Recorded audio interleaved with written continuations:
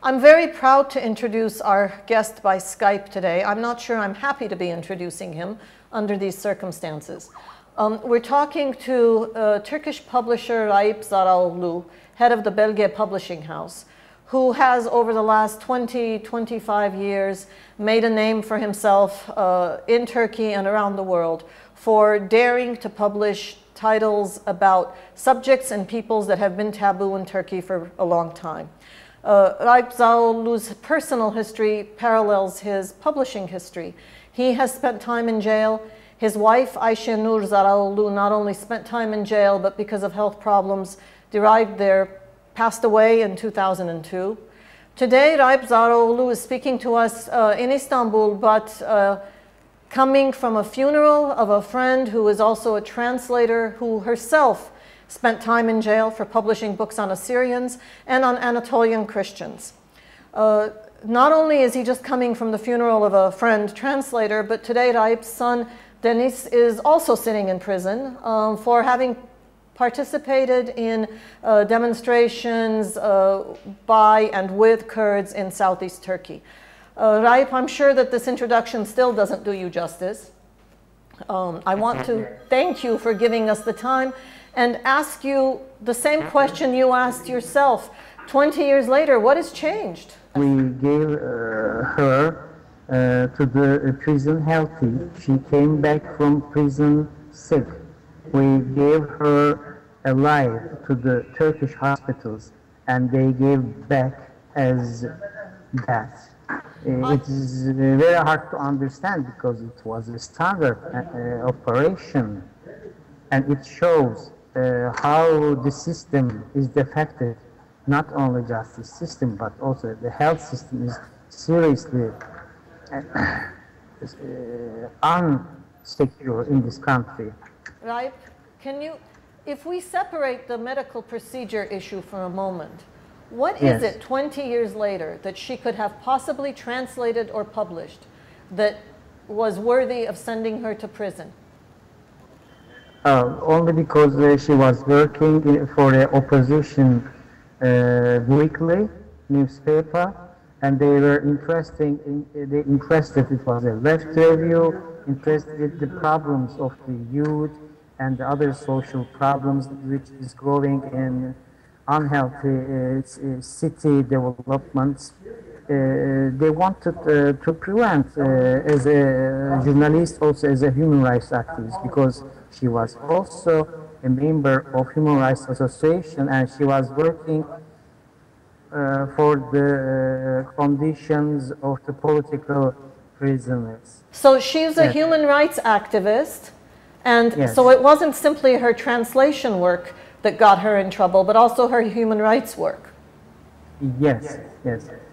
And but I am very proud of her because she succeeded to translate a very important book by Tesahov, The Fate of Anatolian Christians. The Fate of Anatolian Christians, that Tessa Hoffman edited. Yes. And that book she has translated, and I suspect you are going to publish?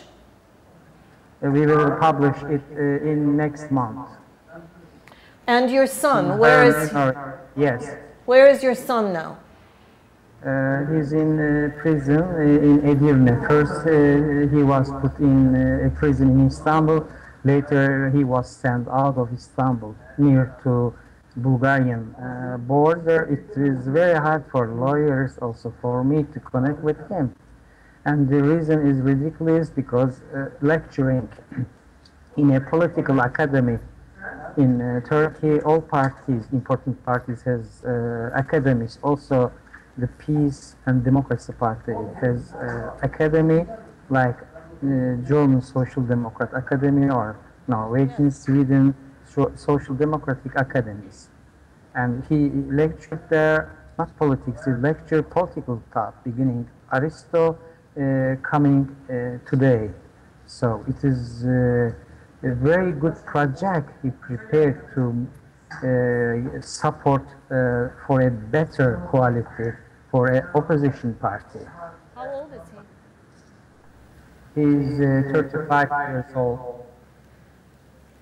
And so he's lived through this with you with your wife, and political activism is clearly not new for him.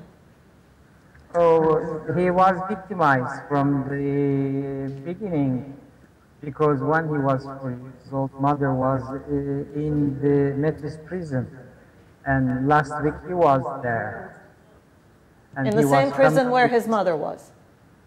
Yes, 30 years ago. So it shows also what has changed in 30 years in Turkey. If you had to assess the intent behind all of this, would you say it's a central government policy, or would you say it's the leftovers of decades of intolerance at the very least? For me, it's going on intolerance because many parties came to the power with liberal programs, but later they got the poison of the system, ultranationalism. So the Erdogan government is transforming more and more on nationalist way. Is it a direction, or is it that that the messages coming from the government make this kind of intolerance acceptable again? Oh, I'm afraid it is a transformation as we have before. A transformation to what we had before? Yes, again, an authoritarian state system. We are afraid of it. And what is the reaction in Turkey now to these, particularly these two events, centered as they are around you, your person, your work? Everybody is confusing because many people waited nice things in democratization from this government. But it is very hard to understand the contradictions. For example, to better relations with the neighbors, and it is not it's terrible now. Yes, the Cyprus with. I hope that we can talk to you again over the next several days and several weeks, and I hope that at least the personal information that you have will be better than it is today. And I can only say thank you. Thank you. Şnoragalen. Menk şnoragalen. Next time. Ciao.